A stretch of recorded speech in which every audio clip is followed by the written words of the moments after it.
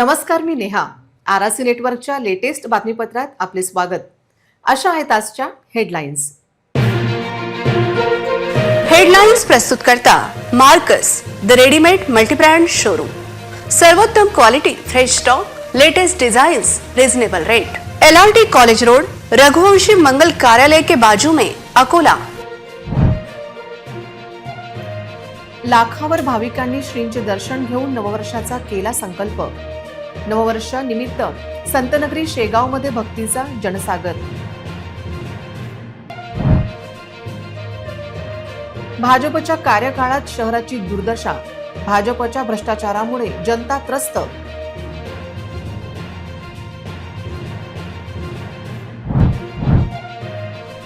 नवीन वर्षाच्या पूर्वसंध्येला शहरात विविध धार्मिक कार्यक्रमांचे आयोजन. आध्यात्मिकता आणि सकारात्मक बदलाने झाले नवीन वर्षाचे स्वागत. भाजपमध्ये तिकिटासाठी पैसे घेतल्याचा आरोप. ऐनवेळी काँग्रेसमधून आलेल्या व्यक्तीला उमेदवारी.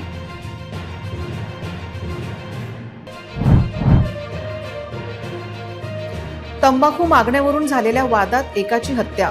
शहरातील कृषीनगर परिसरातील घटना.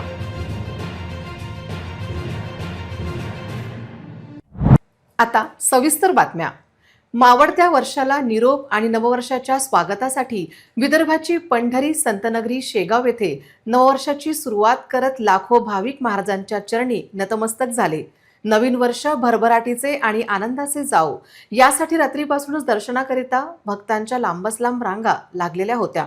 गजानन महाराजांच्या समाधी स्थळाचे दर्शन घेण्याकरिता 5 तासापेक्षा अधिक तास लागले होते. बुधवारी रात्रीपासून श्रींचे दर्शन घेण्यासाठी संतनगरीत भाविक, भजनी, दिंड्या गोळा झाले होते. गुरुवारी नववर्षाचा पहिला दिवस असल्याने संतनगरीत भाविक मोठ्या संख्येने दाखल झाले होते.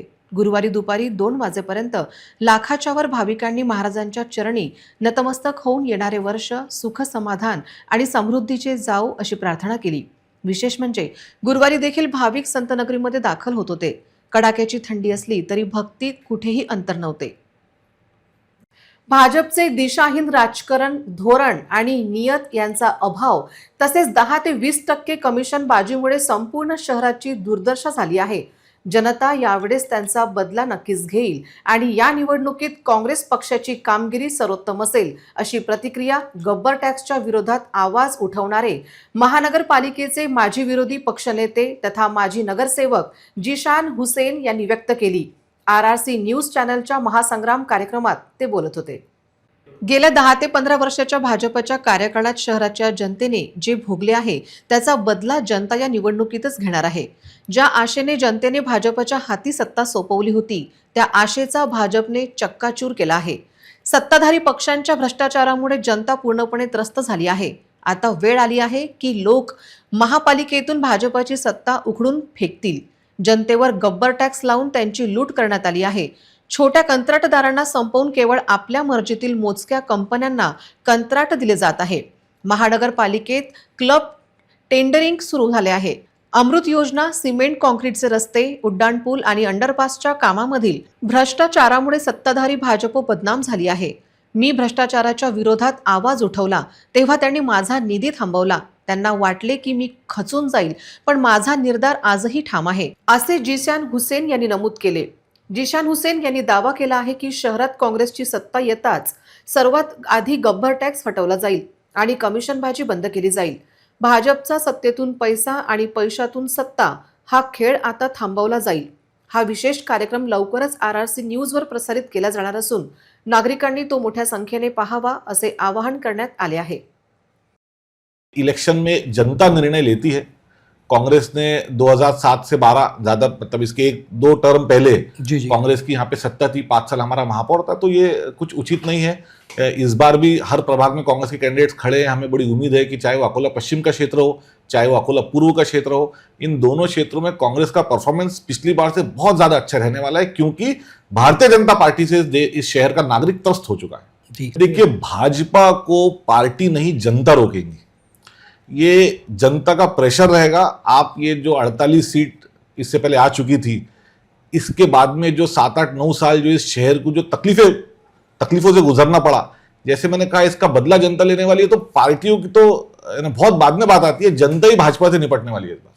नवीन वर्ष सर्वांसाठी सुख समृद्धी घेऊन येऊ आणि सर्वांचे जीवन आनंदी व्हावे या भावनेने शहरात 31 डिसेंबरच्या रात्री विविध धार्मिक कार्यक्रमांचे आयोजन करण्यात आले होते। यामध्ये नागरिकांनी उत्स्फूर्तपणे सहभाग घेतला। नवीन वर्ष सर्वांच्या जीवनात सुख शांती घेऊन येऊ या भावनेने शहरात विविध धार्मिक कार्यक्रमांचे आयोजन करण्यात आले होते। विविध भक्तिगीते आणि भजनांच्या तालावर भाविकांनी तल्लीन होऊन नवीन वर्षाचे स्वागत केले।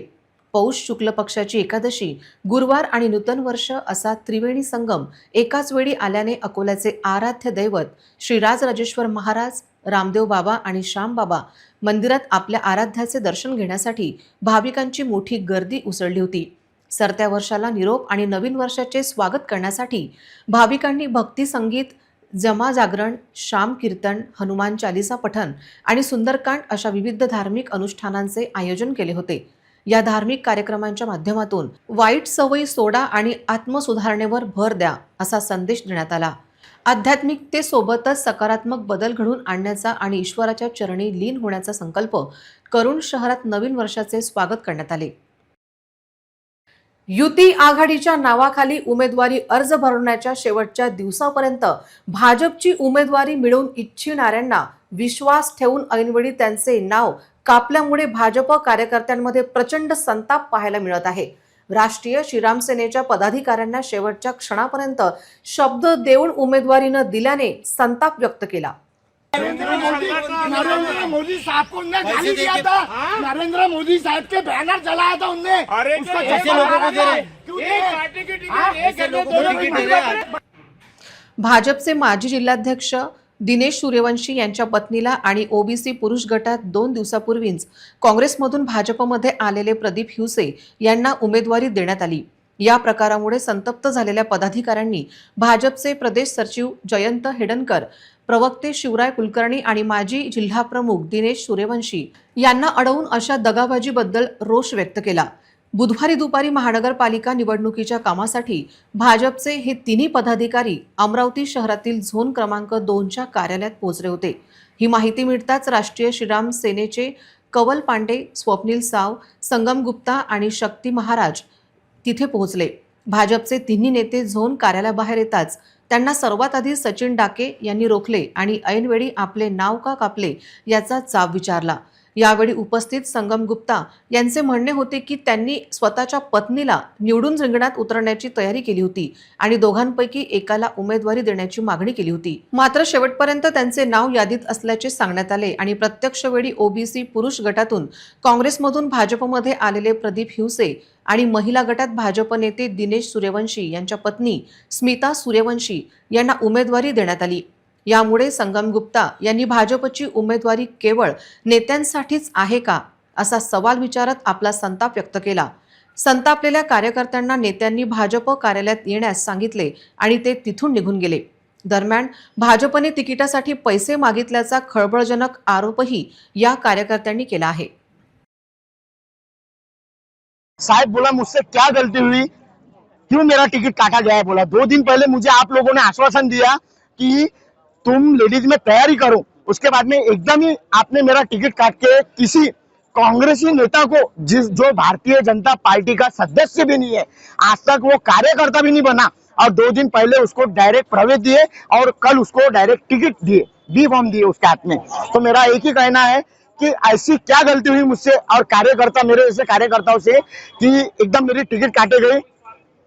क्या हुआ फिर? उन्होंने क्या जवाब दिया? उन्होंने जवाब देते देते मुझे वहां तक लेके गया, ग्रेसिन होटल तक। शांत रहो, संयम रहो, अपनी पार्टी है, आपके साथ में न्याय होगा, और मुझे बीजेपी कार्यालय में लेके गया है।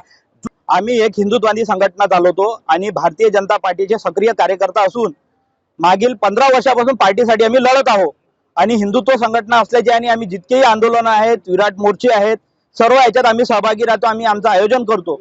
पण भारतीय जनता पार्टीने आमचं तिकीट कापण्याचं कारण असं वाटत आहे की एक तर घराणेशाही आणि पाटीलकी लावलेली आहे।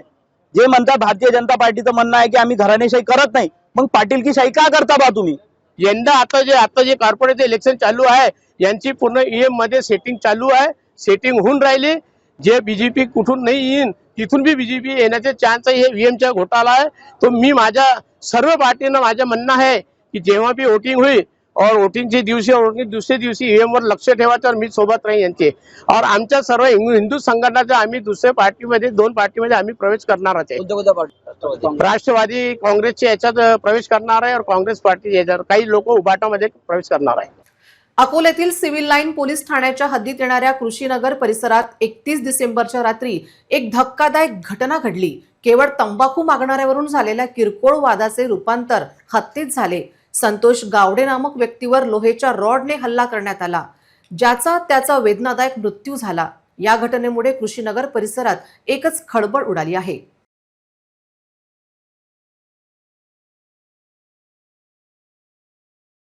एकतीस डिसेंबरच्या रात्री राम गिराम आणि संतोष गावंडे यांच्यात तंबाखू मागण्यावरून बाचाबाची झाली.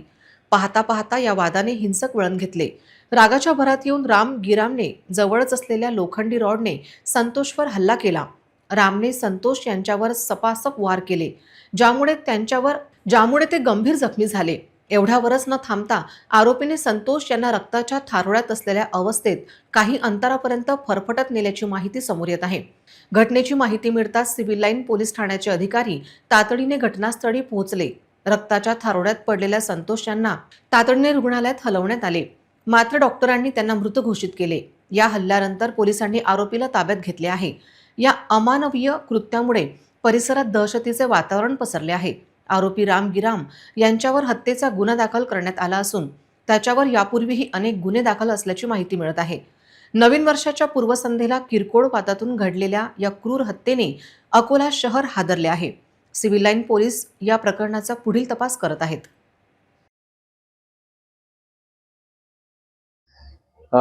संतोष घावडे आणि राम गिराम हे 2 व्यक्ती इथे कृषीनगर मधले, यांच्यामध्ये एक थोड्या वेळापूर्वी भांडणं झाली. भांडणाचं एक्झॅक्ट कारण अजून कळालेलं नाहीये, परंतु त्यांच्यामध्ये भांडणं झाल्यावरून जो राम गिराम व्यक्ती आहे त्यांनी संतोष घावडे यांना मारहाण केलेली आहे. त्यांचं रक्तस्राव झाल्यामुळे त्यांना हॉस्पिटलला नेण्यात आलं होतं आणि हॉस्पिटलमध्ये त्यांना त्या ठिकाणी उपचार सुरू आहेत त्यांच्यावर. पोलीस स्टाफ आमचा इथे हजर आहे. पुढचा तपास आम्ही करत आहोत. ज्या पद्धतीची हॉस्पिटलमधून आम्हाला MLC प्राप्त होईल त्या पद्धतीने पुढची कारवाई आम्ही करू. Vidarbha chamber of commerce and इंडस्ट्रीच्या वतीने शुक्रवार 2 जानेवारी रोजी विटेक्स 2026 प्रदर्शनी आयोजित करण्यात आली आहे. मुख्य प्रायोजक marble Trinity real estate LLP तर सहप्रायोजक विठ्ठल ऑइल आहेत. विटेक्स प्रदर्शनीचा 2 जानेवारी रोजी सकाळी 10 वाजता गौरक्षण संस्थान ग्राउंडवर मोठ्या उत्साहात प्रारंभ होत आहे. प्रदर्शनी 5 जानेवारीपर्यंत सकाळी 10 ते रात्री 9 वाजेपर्यंत आहे. सर्व नागरिकांसाठी सुरू राहणार आहे. प्रदर्शनीत 190 पेक्षा जास्त स्टॉल राहणार असून या माध्यमातून परिसरातील लहान मोठे उद्योग, व्यापारी, सेवा प्रदाता व स्टार्टअप द्वारे आपली उत्पादने, सेवांचे प्रदर्शन व विक्री करणार आहेत. विदर्भ चेंबरचे अध्यक्ष व प्रदर्शनीचे संयोजन निकेश गुप्ता यांच्या अध्यक्षतेत आयोजित प्रदर्शनीचे उद्घाटन 2 जानेवारी रोजी सकाळी 10 वाजता जिल्ह्याचे पालकमंत्री आकाश फुंडकर यांच्या हस्ते होईल. प्रमुख पाहुणे गृह राज्यमंत्री पंकज भोयर, खासदार अनुप धोत्रे, आमदार रणधीर सावरकर, आमदार वसंत खंडेलवाल, माजी आमदार गोपीकिशन बाजोरिया, कॅट्सचे राष्ट्रीय अध्यक्ष BC Bhartiya, Maharashtra chamber of कॉमर्सचे अध्यक्ष रवींद्र माणगावे, मार्वल ट्रिनिटीचे भागीदार सुनील इन्नानी, कालुराम फूड्सचे संचालक शिवप्रकाश रुहाटिया, माजी महापौर विजय अग्रवाल, पुण्याचे ज्येष्ठ उद्योजक चंद्रकांत ठक्कर, कॅटचे राष्ट्रीय सचिव अशोक दालमिया, अकोला इंडस्ट्री असोसिएशनचे अध्यक्ष मनोज खंडेलवाल उपस्थित राहतील. प्रदर्शनीत सोलर पॅनल व फिटिंग्स, फर्निचर, गृहोपयोगी साहित्यासह व्यापारी व नित्योपयोगी सर्व उत्पादने व सेवा राहणार आहेत. नमस्कार, सभी अकोला वासियों को नव वर्ष की हार्दिक शुभकामनाएं. Vidarbha chamber of commerce industries द्वारा विटेक्स 2026 के रूप में 190 से अधिक स्टॉल्स की भव्य प्रदर्शनी और बिक्री 2 से लेकर 5 जनवरी तक स्थानीय गौरक्षण संस्था ग्राउंड गौरक्षण रोड पर सुबह 10 बजे से 9 बजे तक आयोजित की गई. इस बार इस प्रदर्शनी में 190 से अधिक स्टॉल्स है. उसमें फूड जोन है और गृह उपयोगी और विभिन्न प्रकार के नए नए तरीके के जो स्टॉल्स लगाए गए हैं उसका सभी अकोला वासियों ने उसका आनंद लेना चाहिए और सभी आयोजकों का उत्साहवर्धन करने हेतु जरूर से सारे अकोलावासी उस प्रदर्शनी को अवश्य भेज दें। इसके साथ ही रोज़ 4 बजे डेली विभिन्न विषयों को लेकर के सेमिनार्स का भी आयोजन किया गया है। उस सेमिनार्स में एक्सपर्ट्स जो स्पीकर्स हैं हमारे बाहर गांव से आने वाले हैं, उसके लिए भी ज़रूर से सारे हमारे उद्योगपति व्यापारी उपस्थित रहे। रोज़ शाम को 7 बजे कल्चरल इवेंट्स का भी आयोजन किया गया है। तो कल्चरल इवेंट्स में भी आज अपनी उपस्थिति दर्ज कराएं। कल सुबह 10 बजे हमारे पालक मंत्री श्री आकाश जी फुनकर, इनके हाथ से इसका भव्य उद्घाटन होने वाला है। प्रमुख अतिथि के रूप में महाराष्ट्र राज्य के गृह राज्य मंत्री श्री पंकज जी भोयर, प्रमुख अतिथि के मुख्य अतिथि के रूप में हमारे सांसद श्री अनूप जी धोत्रे, विधायक श्री रणधीर जी सावरकर, विधायक श्री बसंत जी खंडेलवाल, पूर्व विधायक श्री गोपी किशन जी बाजोरिया। इसी प्रकार मुख्य अतिथि के रूप में हमारे पूरे भारतवर्ष के 8 करोड़ व्यापारियों के प्रतिनिधि अध्यक्ष कैट के अध्यक्ष श्री BC भरतिया जी विशेष रूप से उपस्थित रहेंगे। इसी प्रकार महाराष्ट्र की अग्रणी व्यापारी संस्था Maharashtra chamber of commerce and industries के अध्यक्ष श्री रविंद्र जी मानगावे विशेष रूप से सांगली से पधारने वाले हैं। इसी प्रकार हमारे जो मुख्य प्रायोजक है मार्वल ट्रिनिटी LLP के श्री भागीदार श्री सुनील जी इन्नानी, चंद्रकांत जी ठक्कर, शिवप्रकाश जी रोहटिया, अशोक जी डालमिया एवं अकोला इंडस्ट्री के अध्यक्ष हमारे मनोज जी खंडेलवाल कल के कार्यक्रम में अतिथि के रूप में उपस्थित रहेंगे। मैं पुनः सभी हमारे पश्चिम विदर्भ के सभी व्यापारियों, बंधुओं को, नागरिकों को ये निवेदन करता हूँ कि 2 से लेकर 5 तारीख तक आयोजित इस बिजनेस एक्सपो को आप भेंट दे करके इस कार्यक्रम को सफल बनाएं। तांत्रिक कार्यशाळेत 2 जानेवारी रोजी दुपारी 4 वाजता कार्यशाळेत सुहास बुद्धे नागपूर हे लोकल टू ग्लोबल या विषयावर CA यशवंत भोजवाणी नागपूर MSE मध्ये संधी यावर मार्गदर्शन करतील। 3 जानेवारी रोजी दुपारी 4 वाजता हैदराबाद येथील आर्टिफिशियल इंटेलिजन्स तज्ज्ञ स्नेहल बडोदकर व व्यापारासाठी आर्टिफिशियल इंटेलिजन्सचा मार्ग यावर तथा मुंबईच्या डिजिटल मार्केटिंग तज्ज्ञ अश्विनी देसाई व्हॉट्सअपच्या माध्यमातून व्यापार या विषयावर कार्यशाळा घेतील। 4 जानेवारी रोजी दुपारी 4 वाजता मुंबईचे ह्युमन रिसोर्स तज्ज्ञ सारंग गोडबोले वर्कफोर्सचे व्यवस्थापनातून उद्योग व्यापाराला कसे विकसित करावे यावर मार्गदर्शन करणार आहेत। नागरिकांसाठी विविध सांस्कृतिक कार्यक्रम, भव्य फूड झोन, B2B संधी, उद्योग व उद्योजकांसाठी मजबूत नेटवर्किंग प्लॅटफॉर्म, ग्राहक उत्पादनांची प्रत्यक्ष खरेदी व लाईव्ह डेमो राहतील। प्रदर्शनीचा व्यापारी, उद्योजक व नागरिकांनी मोठ्या संख्येने लाभ घेण्याचे आवाहन चेंबरचे अध्यक्ष निकेश गुप्ता, सचिव नीरव वोरा, वरिष्ठ उपाध्यक्ष सिद्धार्थ रुहाटिया, कनिष्ठ उपाध्यक्ष निखिल अग्रवाल, कोषाध्यक्ष किशोर बाचुका, सहसचिव किरीट मंत्री, सहसंयोजक राहुल मित्तल, समवेत उपसमिती सदस्य पंकज कोठारी, राजकुमार राजपाल, अमरीश पारेख, केतन गुप्ता, ऋतिक अग्रवाल आदींनी केले आहे। कुत्र्याच्या खाजीचा माणसावरील रोगाचा पहिला रुग्ण पहाडापूर तालुक्यातील उरड बुद्रुक येथे आढळून आला। यामुळे संपूर्ण गावात भीतीचे वातावरण निर्माण झाले होते। याबाबत आरोग्य यंत्रणा दुर्लक्ष करत असल्याचा आरोप गावकरी करीत आहेत।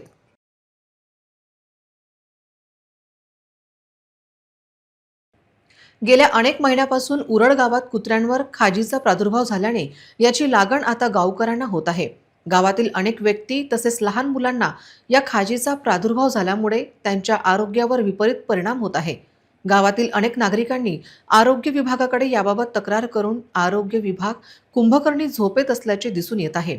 या रोगाच्या प्रादुर्भावामुळे गावातील एखाद्या व्यक्तीचा मृत्यू झाल्यावर आरोग्य यंत्र जागी होणार आहे का, असा प्रश्न उपस्थित केला जात आहे। प्रशासनाने याबाबत तात्काळ दखल घेत योग्य ती उपाययोजना राबवावी अशी मागणी होत आहे। 30 डिसेंबर रोजी अमरावती येथील चपराशीपुरा भागातील रहिवासी शेख जाबीर शेख अब्दुल्ला यांनी तक्रार दिली होती। ते बडनेरावरून अमरावतीकडे येत असताना कोंडेश्वर टी पॉइंट समोर पेट्रोल पंप समोर स्प्लेंडर गाडीवर 4 अज्ञात इसमांनी फिर्यादीला हात दाखवून थांबवले, मारहाण करून 12,000 रुपये हिसकावून गेले। बडनेरा पोलीस स्टेशनला गुन्हा दाखल करण्यात आला। गुन्ह्याचा पोलीस निरीक्षक संदीप चव्हाण यांच्या मार्गदर्शनाखाली गुन्हे शाखा पथकाने केला आहे। महादेव खोरी परिसरात 3 विधी संघर्षित बालकांना चोरी करण्यात ताब्यात घेतले। त्यांच्याकडून गुन्ह्यात वापरलेली मोटारसायकल व रोख असा 40,470 रुपयांचा मुद्देमाल जप्त केला। अवघ्या 12 तासात गुन्हा उघड झाला। विधी संघर्षित बालकांना पुढील कायदेशीर कार्यवाही करिता पोलीस स्टेशन बडनेरा यांच्या ताब्यात देण्यात आले। नव्या वर्षाच्या पहिल्याच दिवशी अमरावती जिल्ह्यातील सासनजवळ प्रवाशांनी भरलेला एक भरधाव ऑटो उलटल्याने भीषण अपघात झाला। या अपघातात ऑटोमधील काही प्रवासी गंभीर जखमी झाले आहेत। घटनास्थळी उपस्थित असलेले बंटी कुराले, गोपाल पाटील, राहुल अरबट, हेमंत उमाले आणि सागर गेठे या युवकांनी प्रसंगावधान राखून तातडीने 108 रुग्णवाहिकेला पाचारण केले. या युवकांच्या मदतीने सर्व जखमींना तातडीने दर्यापूर येथे शासकीय रुग्णालयात दाखल करण्यात आले असून त्यांच्यावर सध्या उपचार सुरू आहे. वृत्त लिहेपर्यंत जखमींच्या नावांची अधिकृत माहिती मिळू शकली नव्हती. पुन्हा एक नजर टाकूया आजच्या प्रमुख घडामोडींवर. हेडलाइन्स प्रस्तुत करता Marcus the readymade multibrand showroom.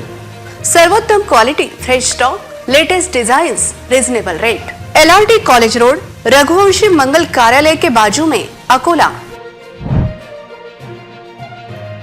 लाखावर भाविकांनी श्रींचे दर्शन घेऊन नववर्षाचा केला संकल्प. नववर्षानिमित्त संतनगरी शेगावमध्ये भक्तीचा जनसागर. भाजपच्या कार्यकाळात शहराची दुर्दशा. भाजपच्या भ्रष्टाचारामुळे जनता त्रस्त.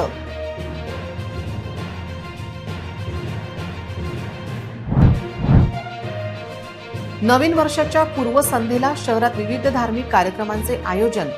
आध्यात्मिकता आणि सकारात्मक बदलाने झाले नवीन वर्षाचे स्वागत. भाजपमध्ये तिकिटासाठी पैसे घेतल्याचा आरोप. ऐनवेळी काँग्रेसमधून आलेल्या व्यक्तीला उमेदवारी.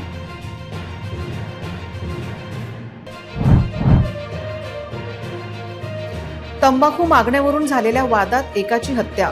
शहरातील कृषीनगर परिसरातील घटना.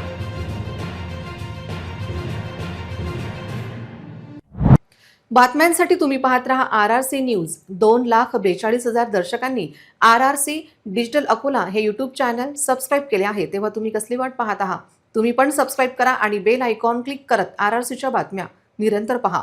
तुमच्या मोबाईलवर नोटिफिकेशन मिळवण्यासाठी सबस्क्राईब करा RRCचे हे यूट्यूब चॅनल. लाईक आणि फॉरवर्ड करा RRC डिजिटल अकोलाचे हे न्यूज बुलेटिन. पुन्हा भेटूया लेटेस्ट बातम्यांसह नवीन बातमीपत्रात. तोवर नमस्कार.